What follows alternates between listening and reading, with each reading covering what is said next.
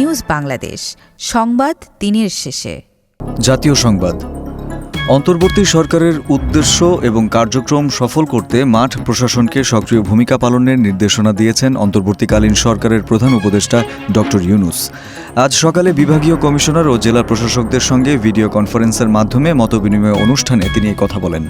তিনি বলেন, অন্তর্বর্তী সরকার সবার অধিকার নিশ্চিত করতে কাজ করে যাচ্ছে, তাই মাঠ পর্যায়ে বিভিন্ন প্রকল্প নির্ধারিত সময়ের মধ্যে সম্পন্ন করার জন্য সংশ্লিষ্টদের মনোযোগী হতে হবে। পুলিশের যারা বিভিন্ন অপরাধে জড়িত তাদের অবশ্যই শাস্তির আওতায় আনা হবে বলেও জানান প্রধান উপদেষ্টা। আদালতে অনেক ভুয়া মামলা হচ্ছে বলে জানিয়ে অন্তর্বর্তীকালীন সরকারের আইন উপদেষ্টা অধ্যাপক আসিফ নজরুল বলেছেন, জুলাই বিপ্লবে শহীদদের মামলা সহ আইনি সহায়তা দেওয়ার জন্য 7 দিনের মধ্যে আলাদা সেল গঠন করা হবে। আজ ঢাকা বিভাগে শতাধিক শহীদ পরিবারকে দ্বিতীয় ধাপে আর্থিক সহায়তার চেক হস্তান্তর অনুষ্ঠানে তিনি এসব কথা বলেন। আসিফ নজরুল বলেন, আদালতে অনেক ভুয়া মামলা হচ্ছে। জুলাই বিপ্লবে শহীদদের মামলা সহ আইনি সহায়তা দেওয়ার জন্য 7 দিনের মধ্যে আলাদা সেল গঠন করবে আইন মন্ত্রণালয়। 209 স্কোর নিয়ে বিশ্বের দূষিত শহরের তালিকায় তৃতীয় অবস্থানে ঢাকা। আজ সকাল 9টার দিকে বায়ুমানের সূচক আন্তর্জাতিক বায়ুমান প্রযুক্তি প্রতিষ্ঠান IQAR থেকে এ তথ্য জানা যায়। এছাড়া 236 স্কোর নিয়ে শীর্ষে রয়েছে ভিয়েতনামের রাজধানী হ্যানয়ে। 218 স্কোর নিয়ে দ্বিতীয় অবস্থানে রয়েছে ইরাকের শহর বাগদাদ। রাজধানী ঢাকায় বায়ু দূষণের জন্য ইট ভাটা, যানবাহনের ধোঁয়া ও নির্মাণ সাইটের ধুলোকে দায়ী করছেন বিশেষজ্ঞরা। বায়ু দূষণের ফলে বাড়ছে শ্বাসকষ্ট, কাশি, নিম্ন শ্বাসনালীর সংক্রমণ এবং বিষণ্ণতার ঝুঁকি।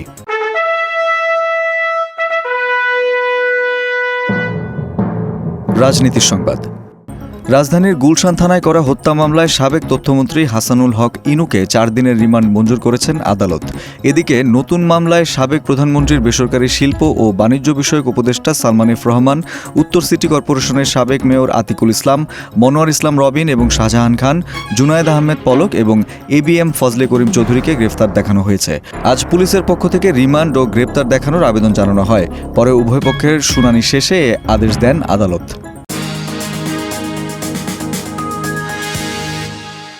আন্তর্জাতিক সংবাদ। পূর্ব আফ্রিকার দেশ ইথিওপিয়ার সড়ক দুর্ঘটনায় কমপক্ষে 60 জনের মৃত্যুর খবর পাওয়া গেছে। এই ঘটনায় আহত হয়েছেন আরও 4 জন।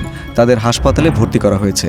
ইথিওপিয়ার দক্ষিণাঞ্চলীয় বোনাজুরিয়া ওয়ারেদার গেলানা সেতুতে এই দুর্ঘটনা ঘটে।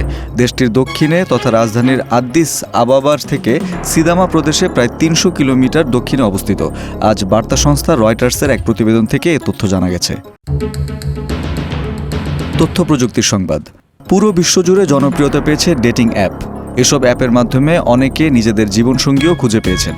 জনপ্রিয় এই অ্যাপে প্রতারণার ঘটনাও দিন দিন বৃদ্ধি পাচ্ছে। সাইবার নিরাপত্তা বিশেষজ্ঞদের তথ্যানুযায়ী মানসিক দুর্বলতার সুযোগ নিয়ে ডেটিং অ্যাপে ভুক্তভোগীদের ফাঁদে ফেলে আর্থিক প্রতারণা করে থাকে প্রতারকেরা। ডেটিং অ্যাপে হওয়া প্রতারণা থেকে নিজেকে নিরাপদ রাখার জন্য বিভিন্ন পরামর্শ দিয়েছেন সাইবার নিরাপত্তা বিশেষজ্ঞরা। তাদের তথ্যমতে ডেটিং অ্যাপে কেউ টাকা চাইলে তাৎক্ষণিকভাবে সতর্ক হতে হবে। কেউ সরাসরি দেখা করার প্রসঙ্গ এড়িয়ে গেলেও সতর্ক হতে হবে। ডেটিং অ্যাপে থাকা অপরিচিত ব্যক্তিদের ছবি যাচাই করতে গুগলের রিভার্স ইমেজ সার্চ ব্যবহার করা যেতে পারে। অনলাইনে পরিচয় হওয়া ব্যক্তির সঙ্গে সরাসরি দেখা করার সময় অবশ্যই পরিচিত স্থান নির্বাচন করতে হবে। খেলার সংবাদ। BPL এর 11তম আসর শুরু হচ্ছে আজ। টিকিট নিয়ে গতকালই দর্শকদের বিক্ষোভ দেখা গিয়েছিল। পরে সমালোচনার মুখে টুর্নামেন্টের শুরুর আগ মুহূর্তে টিকিট বিক্রির ঘোষণা দেয় বাংলাদেশ ক্রিকেট বোর্ড BCB। এর মধ্যে সন্ধ্যায়ও বেশ কয়েক জায়গায় টিকিট নিয়ে হট্টগোলের খবর পাওয়া গেছে। আজ উদ্বোধনী ম্যাচ মাঠে গড়ানোর আগে বিক্ষুব্ধ দর্শকরা মিরপুরে ভাঙচুর চালিয়েছে। জানা গেছে বেলা 11টা নাগাদ মিরপুর শেরেবাংলা স্টেডিয়ামের প্রধান ফটকের সামনে অবস্থান নেন দর্শকরা।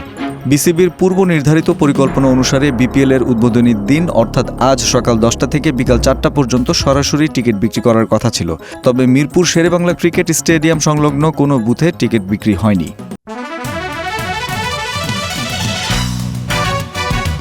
সংস্কৃতি বিনোদন।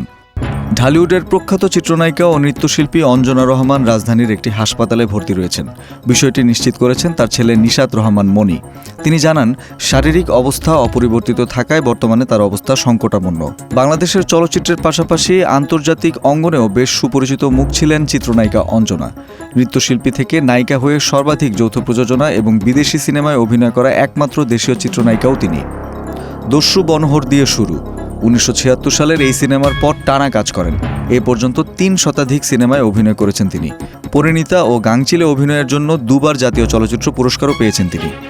দর্শক, এই ছিল আজকের নিউজ বাংলাদেশ সংবাদ দিনের শেষ আয়োজন। দেশ বিদেশের প্রতিদিনের সবশেষ সংবাদ জানতে চোখ রাখুন www.newsbangladesh.com-এ। লাইক শেয়ার দিয়ে সঙ্গে থাকুন নিউজ বাংলাদেশের ফেসবুক পেজ ও ইউটিউব চ্যানেলে। ভালো থাকুন, সুস্থ থাকুন। আল্লাহ হাফেজ।